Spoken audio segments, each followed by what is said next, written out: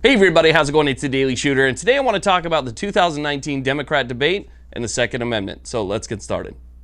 This channel is proud to be sponsored by the Firearms Policy Coalition. Make sure you check that link down in the description box, become a member, donate when you can, and do your part to fight back against exactly what we're going to be talking about today.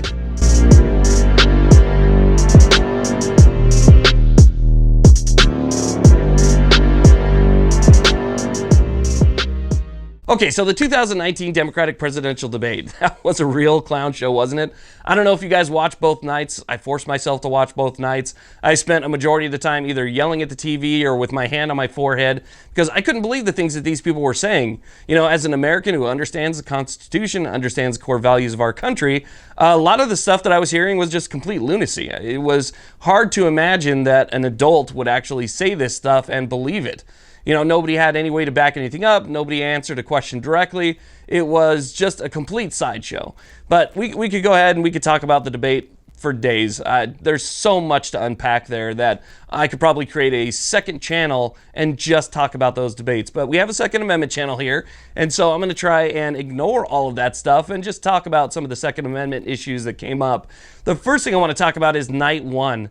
This was a question that was posed to the candidates where they said, in lieu of recent mass shootings or in lieu of the recent Parkland shooting, a lot of you have advanced your gun control agendas or strengthened your gun control agendas. And the base core of the question, and I'm paraphrasing of course, was once you enact all of those things, whether it's a ban or if it's extended background checks or universal background checks or whatever your plan is, what are you going to do about the hundreds of millions of firearms that are already in people's hands?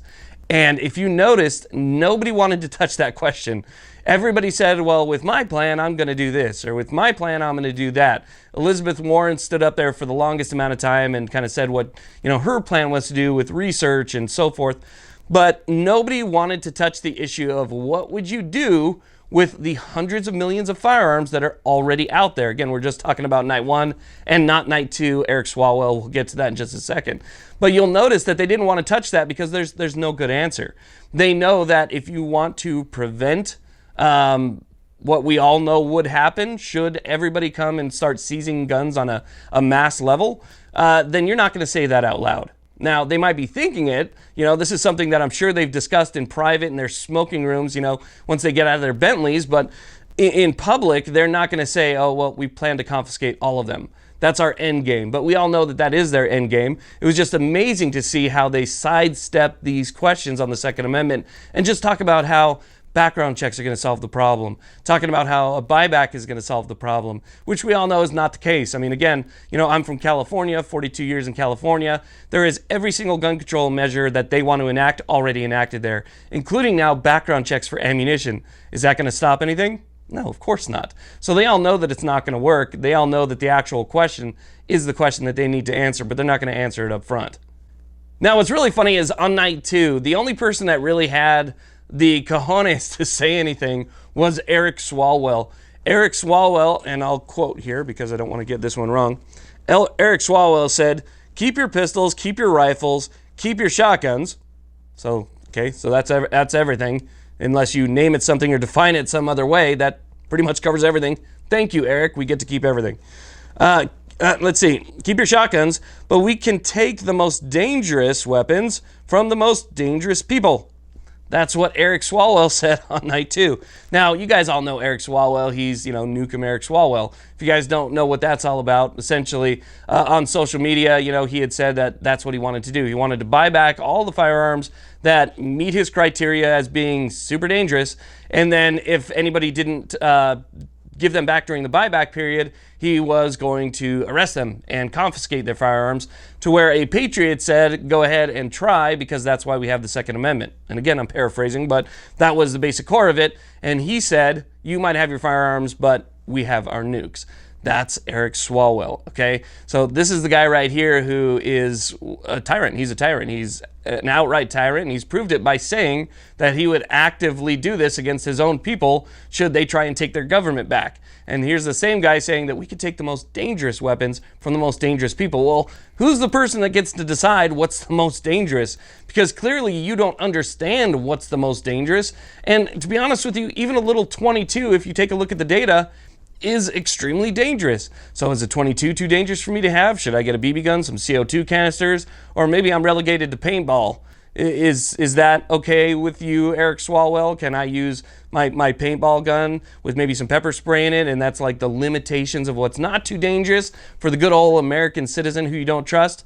What's interesting is when I watch these debates, and everybody on stage had their gun control agenda planned out. So they knew what they were going to say. Everybody wants the, what they say is common sense. They want the background checks. They want the reform. Everybody wants to ban assault weapons, reinstate the Clinton ban. And there's all this stuff that comes up that it's like an echo chamber, right? It's like an echo chamber. Everybody's saying the same thing, and just the same thing is bouncing back and forth. There's no actual debate there. They hate guns. That's the bottom line. That's all there is to it. But what I found really interesting was when I went and I talked to a new local FFL that I have here, which is Spartan Arms. He said, because we were talking about the difference between California firearms laws and Nevada firearms laws, and he actually said something that rang a bell to me, and it rang a bell with this debate. He said, look, in California, they treat you like a child with firearms.